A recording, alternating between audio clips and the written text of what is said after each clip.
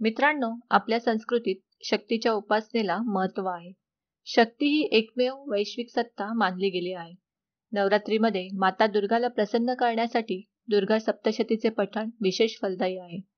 याशिवाय वर्षभर भक्तजन दुर्गा सप्तशतीचे पठण करतात आणि देवी मातेला प्रसन्न करून तिचे आशीर्वाद घेतात. दुर्गा सप्तशती म्हणजेच देवी महात्म्य किंवा चंडीपाठ. मार्कंडेय ऋषींनी हे देवी महात्म्य संस्कृतमध्ये 700 श्लोकात सांगितले आहे. या ग्रंथाचे एकंदर 13 अध्याय आहेत. नवरात्रीमध्ये दुर्गा सप्तशतीचे अध्याय पुढील प्रमाणे वाचावे किंवा ऐकावे. अश्विन शुद्ध प्रतिपदा पहिला अध्याय, अश्विन शुद्ध द्वितीया दुसरा अध्याय, अश्विन शुद्ध तृतीया तिसरा अध्याय, अश्विन शुद्ध चतुर्थी चौथा अध्याय, अश्विन शुद्ध पंचमी पाचवा व सहावा अध्याय, अश्विन शुद्ध षष्ठी सातवा व आठवा अध्याय, अश्विन शुद्ध सप्तमी नववा व 10वा अध्याय, अश्विन शुद्ध अष्टमी 11वा 12वा व 13वा अध्याय, अश्विन शुद्ध नवमी 14वा 15वा व 16वा अध्याय. या प्रकारे दुर्गा सप्तशतीचे पठण करावे किंवा ऐकावे. मित्रांनो, आज आपण वाचन करणार आहोत दुर्गा सप्तशती अध्याय 3. श्री गणेशाय नमः. श्री दैवे नमः. सूत सांगे शौनकासी, मार्कंडेय सांगे शिष्यासी, मेधा ऋषी सुर्थासी सांगता झाला इतिहास. तेव्हा ते असुरांचे सैन्य जाण, देवीने मारिले संपूर्ण, ऐसे सेनापतीने पाहून चिक्षुरनामा धावला. क्रोधे येऊन या असुर, युद्ध करिता झाला दुर्धर, देवीवरी अपार शर, वर्षता झाला सम्रांगणी. जैसा मेरू शिखरावरी, मेघतोय वृष्टी करी, तैसा वर्षला बाणधारी, देवीवरी असुरतो. तयाचे ते बाण जाळ, देवीने छेदिले सकळ, स्वबाण टाकुनी तत्काळ, घोडे सारथी मारिले.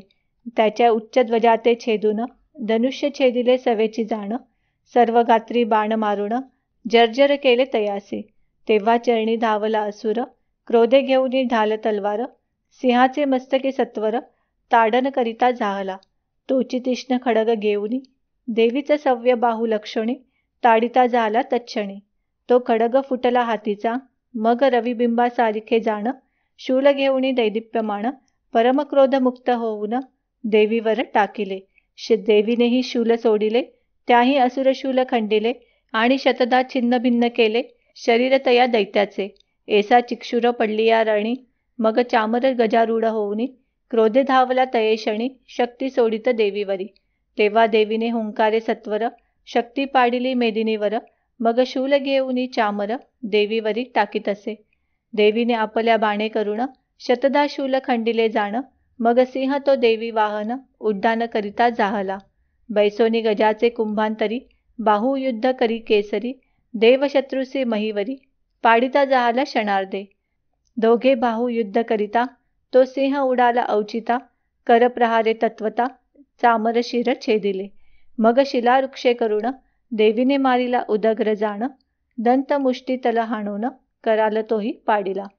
देवी होऊनी क्रोधायमान, बाष्कल मारिला गदे करुण, भिंडीपाल बाण सोडून, ताम्र अंधक मारिले.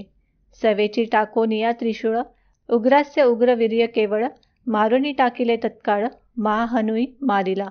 देवी खडग करुणी सत्वर, छेदी बिडालाचे शिर, दुर्धर दुर्मुख महाक्रूर, बाणे नेले यमालया. असो या प्रकारे करुण, सैन्य झाले असता क्षीण, महिषासुर रेडा होऊन, त्रासवितसे गणाते. तेने तुंड प्रहारे करुण, कित्येक विध्वसिले गण, करोनी तीव्र खुरताडन, कितीकांसी पाडिले. तेने लांगुले करुणी ताडिता, गणमृत्य पावले तत्वता, शृंगे करुणी विदारता, गतप्राण जाहले. त्याच्या शरीर वेगे करुण, किती एक पातले मरण, तो गर्जना करिता दारुण, मरण कित्येक पावले. भ्रमण करिता महिषासुर, अनर्थ झाला महाघोर, किती एक गणाते सत्वर, पाडिता झाला भूमिसी. त्याच्या उच्चवासा वायू करून, किती एक झाले गतप्राण, ऐसा तो देवी गणाते वधून, सिंहावरीही धाविनला. सिंहाते मारते म्हणूनी, धावूनी जातसे तयेक्षणी, मग अंबिका तया लागुनी, कोप करीती जाहली. तोही पराक्रमी असुर, कोपे करुणिया थोर, भूमी प्रति मारुणी खोर, विदारिता जाहला.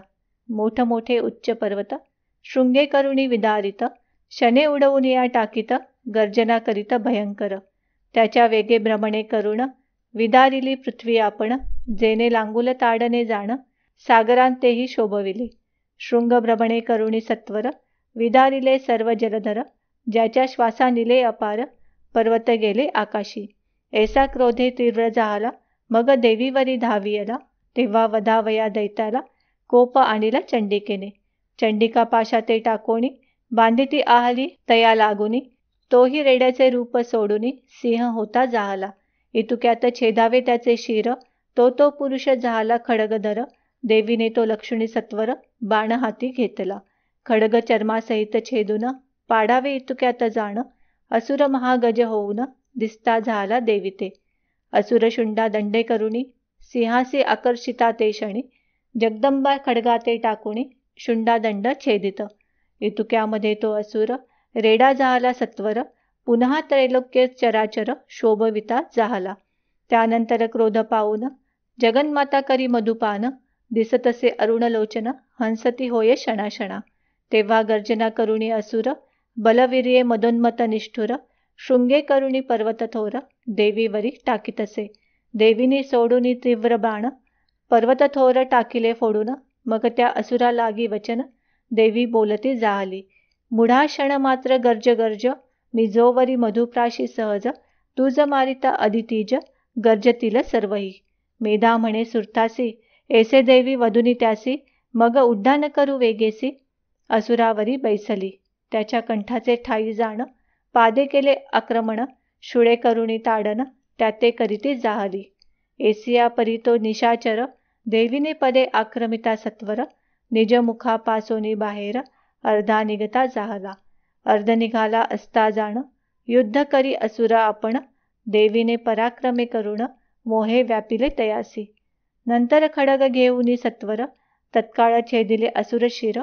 महिषासुर तो पृथ्वीवर, पडता झाला ते काळी. तेव्हा दैत्यसैनी हाहाकार, होता झाला अनर्थ तोर. उरले जे का असुर भार, दाही दिशा पळाले. देवसैनी जय जयकार, वर्षाव होतसे पुष्पनिकर. अत्यंत हर्षाते सुरवर, पावते झाले ते काळी. तेव्हा महर्षी सहित सुरवर, देवीचे सविते झाले अपार. गंधर्वपतीही सुस्वर, गाते झाले ते समयी. देवता अप्सरांचे गण, करीते झाले दिव्य नर्तन. या प्रकारे त्रैलोक्य जाण, सुखी होते जाहले. असो हे महालक्ष्मीचे आख्यान. जो करी श्रवण पठण, त्याचे सर्व पुरुषार्थ जाण. येणे करुणी साधती. श्लोक श्लोकाचा अर्थ सकळ, राममुखे वदविला केवळ. सज्जनी मिळवनिया कुशळ, श्रवण केला पाहिजे. स्वशत्रुसी व्हावे दमन, सर्व बाधांचे व्हावे प्रशमन. ऐसे मनी वाटता जाण, हा अध्याय पहावा. इति श्री मार्कंडेय पुराणे सावर्णिके मन्वंतरे देवी भगवती महात्मे महिषासुरवधनाम तृतीयोऽध्याय. श्री जगदंबार्पणमस्तु.